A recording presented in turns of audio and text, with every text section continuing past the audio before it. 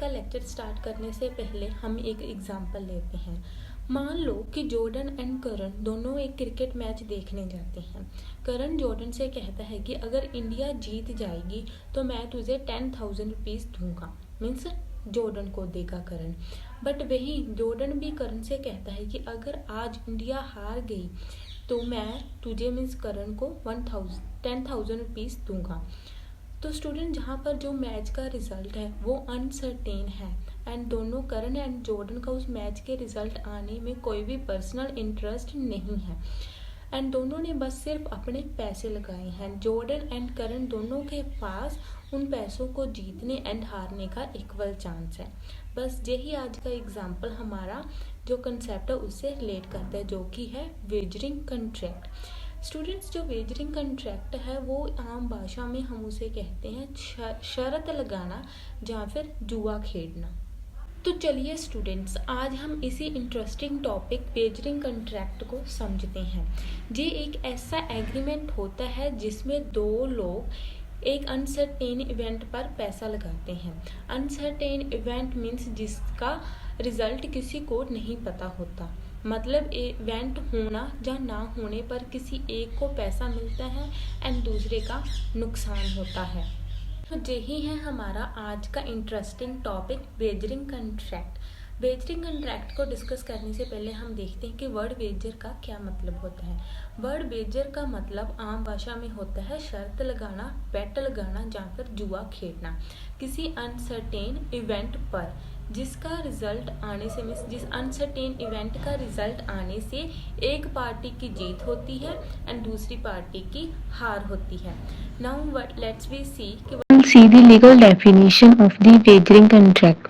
Indian contract act 1872 के section 30 में wagering agreement की प्रोविजन कवर है। Agreement by the way of wagers are void, यानी अगर कोई वेजर मतलब शर्त लगाता है तो वो वॉइड है, लॉ उसे इन्फोर्स नहीं करेगा ऐसे एग्रीमेंट्स को। लेकिन एक बात ध्यान से सुनो कि वॉइड का मतलब इलीगल नहीं होता, वो बस इन्फोर्स नहीं होती कोर्ट के through. Next is essentials of the wagering contract. चलो अब हम देखते हैं कि वेजर के लिए क्या क्या जरूरी एलिमेंट्स होते हैं। First is uncertain event. Event uncertain होना चाहिए, जैसे कि मैच, इलेक्शन एंड बारिश होने का चांसेस एंड उसका result. Second element is mutual chances of gain और लॉस, मीन्स दोनों पार्टी के पास जीतने और हारने का बराबर का चांस होना चाहिए, इक्वल चांस होना चाहिए दोनों पार्टी के पास। Third is no interest in the event, means दोनों का इवेंट में कोई पर्सनल या फिर बिजनेस इंटरेस्ट नहीं होना चाहिए, सिर्फ पैसा लगाना ही उनका जो है इंटरेस्ट है। मीन्स अगर कोई भी लाइक इंडियन पाकिस्तान का मैच है तो उस मैच का जीतने का जो पैसे लोग शर्त लगा रहे हैं कि कोई पर्सन है कि जैसे राम है, राम एंड सोनी के बीच जो मैच देख रहे हैं इंडियन पाकिस्तान का, वो शर्त लगाते हैं कि अगर इंडिया हार गई तो मैं तुझे पैसे दूंगा, नहीं अगर जीत गई तो मैं तुझे दूंगा, ऐसे ऐसे टीका लगाते हैं। बट मैच के हारने जीतने में जो उनका कोई पर्सनल या फिर बिजनेस इंटरेस्ट नहीं होता। नेक्स्ट एलिमेंट इज मनी और money is worth. Agreement means agreement पैसा या उसके बराबर चीज पर होना चाहिए। Fifth is uncontrollable event. Event किसी पार्टी के कंट्रोल में नहीं होना चाहिए। Sixth is awareness of the uncertainty, means दोनों का पता हो कि इवेंट अनसर्टेन हो, मीन्स दोनों पार्टीज को ही पता हो कि जिस बात पर वो शर्त लगा रहे हैं वो इवेंट अनसर्टेन है। No next we will see the legal effect. अब हम देखते हैं कि वेजरिंग कंट्रैक्ट की वैलिडिटी और उसकी लीगल लाइफ कैसे है, मतलब लीगल इफेक्ट क्या होगा अगर कोई वेजरिंग कंट्रैक्ट करता है तो। First we will see in it that is the enforceability. ये कंट्रैक्ट मेनली वॉइड होते हैं, कोर्ट में क्लेम नहीं कर सकते और लॉ के थ्रू इन्फोर्सेबल नहीं होते। Next is collateral transactions. अगर वेगर की साइड में कोई ट्रांजैक्शन है, मान लो एजेंट कमीशन ले रहा है, तो वो वैलिड हो सकता है बट सिर्फ उसी टाइम पीरियड तक जब तक वेगर इलीगल नहीं है। Next is money recovery. मतलब इवेंट होने से पहले पैसा वापस आप मांग सकते हो, पर रिजल्ट के बाद नहीं। जो अनसर्टेन इवेंट है उसके फुलफिल होने से पहले मनी रिकवरी का चांस होता है। नेक्स्ट वी विल सी कि agreement that look like wager but are not. मतलब ऐसे कॉन्ट्रैक्ट जो वेगर जैसे दिखते हैं बट वेगर नहीं माने जाते। जो हर एग्रीमेंट जिसमें अनसर्टेनिटी या फिर रिस्क होती है वेगर नहीं होते। लोग क्लियरली कहता है कि कुछ ट्रांजैक्शंस वेगर जैसे दिखते हैं लेकिन एक्चुअली वो वैलिड और लीगल होते हैं। चलो हम इसको एक एक कर कर समझते हैं। First is insurance contract. सबसे पहले इंश्योरेंस कॉन्ट्रैक्ट है जैसे कि life insurance, fire insurance and car insurance and etcetera. कई लोग सोच लेते हैं कि इंश्योरेंस भी एक शर्त है, अगर लॉस हुआ तो पैसा मिलेगा, नहीं हुआ अगर लॉस नहीं हुआ तो पैसा भी नहीं मिलेगा, पर ये सोच गलत है। इंश्योरेंस कॉन्ट्रैक्ट में एक इम्पोर्टेंट कंसेप्ट होता है जो कि होता है इंश्योरेबल इंटरेस्ट का। यानी इंश्योर्ड पर्सन का उस प्रॉपर्टी या लाइफ में real financial and emotional interest होना चाहिए। अगर वो प्रॉपर्टी डिस्ट्रॉय हो जाती है या पर्सन की डेथ हो जाती है तो इंश्योर्ड पार्टी को एक्चुअल लॉस होता है। इसलिए इंश्योरेंस का पर्पस जीतना या हारना नहीं बल्कि लॉस से प्रोटेक्शन होता है। इसी वजह से इंश्योरेंस कॉन्ट्रैक्ट वैलिड होता है, वेगर नहीं। Second is commercial speculation, means जो बिजनेस की डील्स होती हैं। अब दूसरा एग्जांपल लेते हैं share market and commodity market के ट्रांजैक्शंस का। कई बार बिजनेस लोग फ्यूचर में गुड्स एंड शेयर्स खरीदने बेचने का कॉन्ट्रैक्ट करते हैं।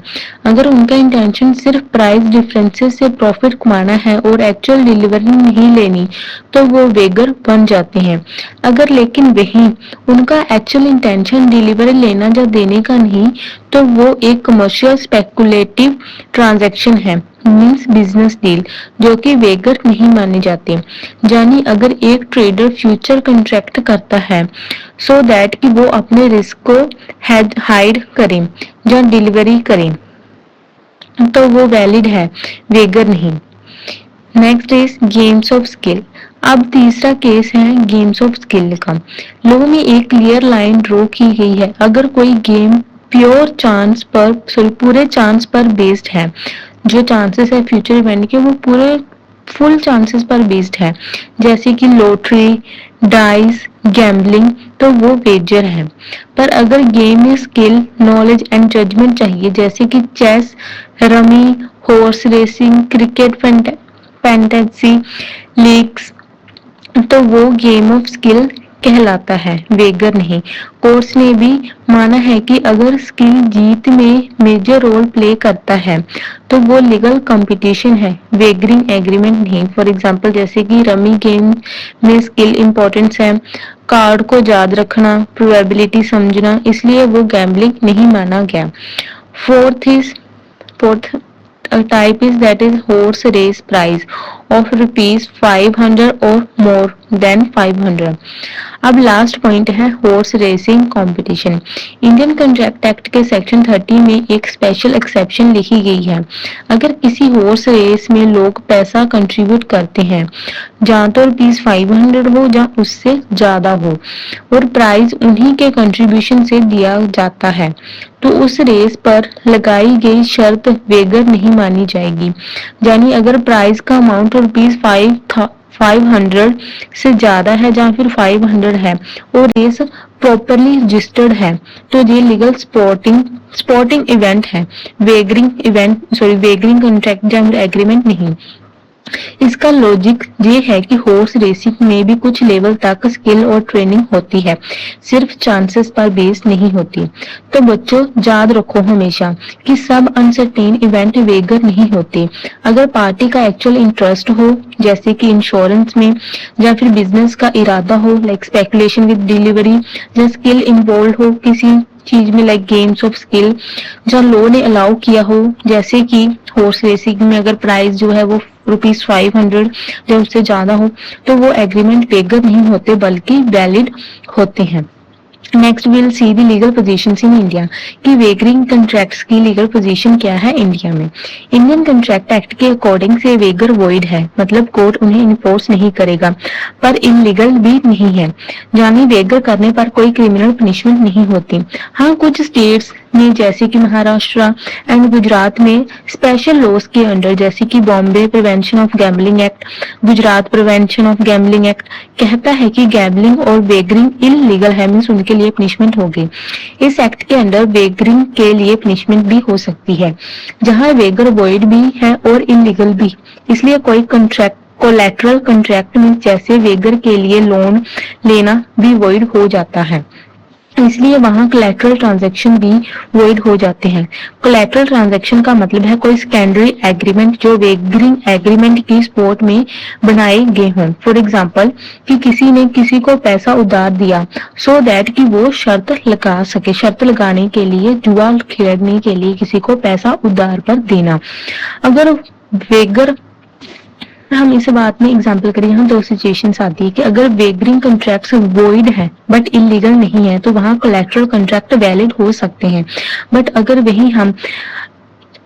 वही हम बात करें महाराष्ट्र एंड गुजरात की, जहां पर कि वेगर वॉइड भी होते हैं साथ ही साथ में इलीगल भी होते हैं, तो उस केस में कोलैटरल कॉन्ट्रैक्ट भी वॉइड हो जाएंगे, वहां पर वैलिड नहीं रहेंगे क्योंकि वो एक इलीगल एक्टिविटी को सपोर्ट कर रहे हैं।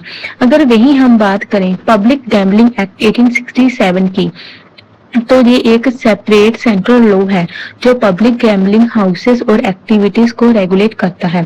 इस एक्ट के अंडर पब्लिक गैम्बलिंग हाउसेस चलाना या फिर उनमें पार्टिसिपेट करना एक क्रिमिनल ऑफेंस है। लेकिन ये एक्ट प्राइवेट वेगर जैसे कि दो पर्सन हैं आपस में शर्त लगा रहे हैं पर उन पर डायरेक्टली अप्लाई नहीं होता। जो वेगर पार्टीज जो पार्टीज प्राइवेटली वेगर कॉन्ट्रैक्ट्स कर रहे हैं उन पर अप्लाई नहीं होता जब तक वो पब्लिक प्लेस में ना हो या फिर गैम्बलिंग हाउसेस का पार्ट ना हो। मीन्स कोई भी पर्सन अपने घर पर बैठा प्राइवेटली वेगरिंग एग्रीमेंट लगा रहा हो। इसका ऑब्जेक्टिव ये है कि पब्लिक गैम्बलिंग एक्ट का मेन पर्पज है कि पब्लिक गैम्बलिंग को रोकना। उनका मेन ऑब्जेक्ट क्या है कि उन स्टेट्स में पब्लिक गैम्बलिंग बहुत ज्यादा हो रही थी तो उन चीजों को रोकना, जुआ खेलने को रोकना, ना कि प्राइवेट वेगरिंग एग्रीमेंट्स को रेगुलेट करना।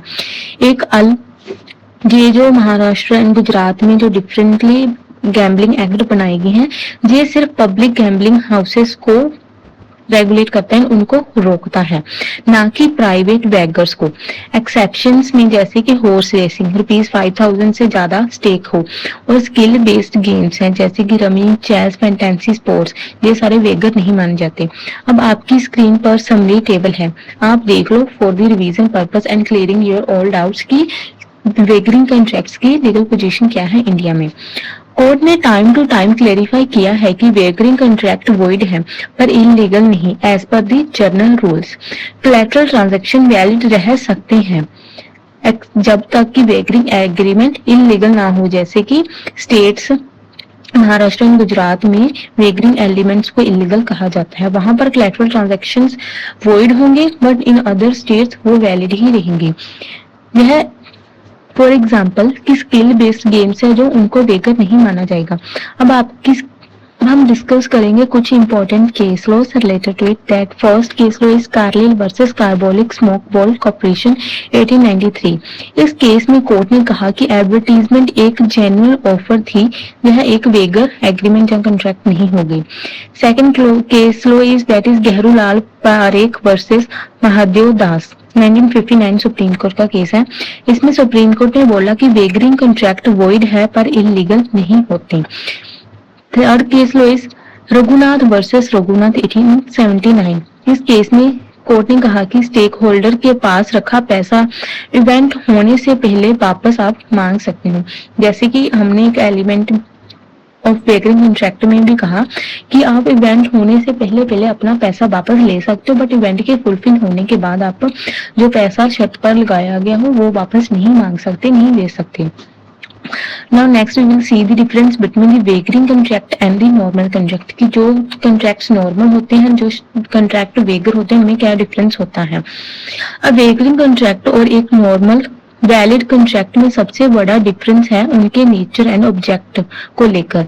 वेगरिंग कॉन्ट्रैक्ट सिर्फ चांसेस एंड स्पेकुलेशन पर बेस्ड होता है, मतलब दोनों पार्टी एक अनसर्टेन इवेंट पर पैसा लगाती हैं जिसमें किसी एक को जीत होती है एंड दूसरे को हार। इसमें किसी पार्टी का उस इवेंट में रियल या फिर जेन्युइन इंटरेस्ट नहीं होता, उनका इंटरेस्ट सिर्फ जीतने या हारने वाले पैसों तक लिमिटेड होता है। जैसे ए और बी ने क्रिकेट मैच के रिजल्ट पर ₹20,000 की शर्त लगाई, जहां दोनों के बीच कोई लीगल ऑब्लिगेशन नहीं बनता, बस एक स्पेकुलेटिव प्रॉमिस होता है। And on the other side एक ऑर्डिनरी वैलिड कॉन्ट्रैक्ट में पार्टीज का जेन्युइन लीगल पर्पस होता है, जैसे कि गुड्स बेचना, सर्विस देना या फिर किसी काम का पैसा देना। यहाँ दोनों पार्टी के बीच एक लीगल रिलेशनशिप क्रिएट होता है जिसे कोर्ट इन्फोर्स कर सकती है, बट वेगरिंग एग्रीमेंट को कोर्ट के थ्रू इन्फोर्स नहीं होते। वैलिड कॉन्ट्रैक्ट में कंसिडरेशन, कंसेंट, लॉफुल ऑब्जेक्ट और कैपेसिटी ऑफ पार्टी जैसे सब एलिमेंट होते हैं, जबकि वेगरिंग कॉन्ट्रैक्ट में इनमें से सब होने के बाद भी ऑब्जेक्ट स्पेकुलेटिव होने के कारण वो वॉइड हो जाते हैं। मींस ये एलिमेंट भी इन्वॉल्व होते हैं वेजिंग कॉन्ट्रैक्ट में भी, बट उनका जो ऑब्जेक्टिव है वो स्पेकुलेटिव होने के रीजन से वो वॉइड हो जाते हैं। इसलिए हम कहते हैं कि वेजिंग कॉन्ट्रैक्ट वॉइड होते हैं, मतलब लॉ उसे रिकॉग्नाइज नहीं करता, जबकि ऑर्डिनरी कॉन्ट्रैक्ट वैलिड होते हैं और उसके राइट्स एंड ड्यूटीज कोर्ट में इन्फोर्स किए जा सकते हैं। वेजिंग कॉन्ट्रैक्ट सिर्फ लक एंड चांस पर बेस्ड होते हैं। ऑन दी अदर साइड जो ऑर्डिनरी नॉर्मल कॉन्ट्रैक्ट्स होते हैं वो बिजनेस एंड लेजिटिमेट पर्पस पर बेस्ड होते हैं। Now next we will see the difference between waiver insurance and contingent contract, कि जो इंश्योरेंस वेगरिंग कॉन्ट्रैक्ट्स होते हैं एंड कंटिजेंट कॉन्ट्रैक्ट में difference sorry students, means difference between जो वेगरिंग कॉन्ट्रैक्ट्स होते हैं एंड इंश्योरेंस कॉन्ट्रैक्ट होते हैं, कंटिजेंट कॉन्ट्रैक्ट होते हैं, तीनों में हम डिफरेंस देखेंगे। सबसे पहले वेगर इंश्योरेंस और कंटिजेंट कॉन्ट्रैक्ट तीनों में एक कॉमन बात है कि तीनों का रिलेशन किसी इवेंट के होने या ना होने से होता है, लेकिन इनका पर्पस, नेचर और लीगल इफेक्ट बिल्कुल अलग होता है। वेगर एक ऐसा एग्रीमेंट होता है जो सिर्फ चांसेस एंड स्पेकुलेशन पर बेस्ड होता है। इसमें दोनों पार्टी का उस इवेंट में कोई रियल इंटरेस्ट नहीं होता, उनका इंटरेस्ट सिर्फ जीतने एंड हारने वाले पैसों तक लिमिटेड होता है। जैसे ए और बी ने मैच का रिजल्ट पर पैसा लगाया, इवेंट का रिजल्ट पर किसी एक को फायदा होगा और दूसरे को नुकसान, इसलिए वेगर वॉइड होता है क्योंकि कानून लॉ स्पेकुलेटिव एग्रीमेंट्स को इन्फोर्स नहीं करता। On the other side insurance contract का पर्पस सिर्फ शर्त लगाना नहीं बल्कि प्रोटेक्शन फ्रॉम लॉस होता है, डैमेजेस या फिर किसी नुकसान से बचाने के लिए। इसमें पार्टी के पास एक इंश्योरेबल इंटरेस्ट होता है, जैसे अपनी कार, घर या लाइफ में। अगर लॉस होता है तो इंश्योरर पैसा देता है, पर अगर लॉस नहीं होता तो इंश्योरर प्रीमियम रख लेता है। जहां ऑब्जेक्ट लीगल है और कॉन्ट्रैक्ट वैलिड एंड इन्फोर्सेबल होता है थ्रू दी कोर्ट। अब तीसरी कैटेगरी की अगर हम बात करें, कंटिजेंट कॉन्ट्रैक्ट, जिसमें परफॉर्मेंस किसी फ्यूचर अनसर्टेन इवेंट पर डिपेंड करता है, लेकिन जहां इवेंट में पार्टी का लेजिटिमेट इंटरेस्ट होता है, मींस लीगल इंटरेस्ट होता है। ये कहता है मैं तुझे पैसा दूंगा अगर तू प्रोजेक्ट टाइम पे कंप्लीट करे, अगर कंडीशन पूरी होती है तो प्रॉमिस फुलफिल करना ही पड़ता है। ये कॉन्ट्रैक्ट भी वैलिड होता है क्योंकि इसमें लॉफुल पर्पस और जेन्युइन बिजनेस इंटरेस्ट होता है। सो लाइक दिस वे हम कह सकते हैं कि वेगर सिर्फ चांस पर बेस्ड होता है and void wager agreement void होते हैं। On the other side insurance protection के लिए होते हैं, जो है वैलिड होते हैं।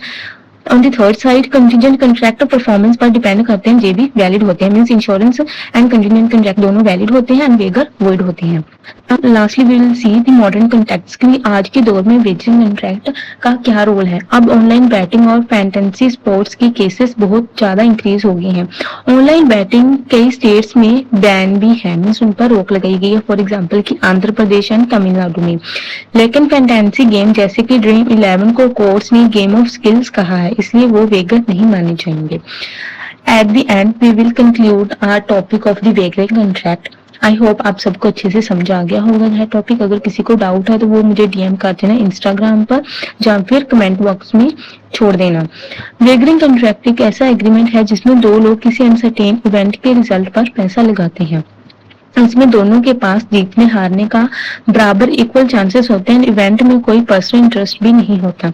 इंडियन लॉ में ये वॉइड है, इन्फोर्सेबल नहीं होते थ्रू दी लॉ, पर इलीगल नहीं है जब तक स्टेट लॉ मना ना करे। जैसे कि अगर स्टेट लॉ का अलग से कोई रेगुलेशंस है, तो जैसे कि महाराष्ट्र एंड गुजरात में, वहां पर वेगरिंग कॉन्ट्रैक्ट इलीगल हो सकते हैं, पनिशेबल हो सकते हैं, एक तरह के क्रिमिनल ऑफेंस हो सकती हैं।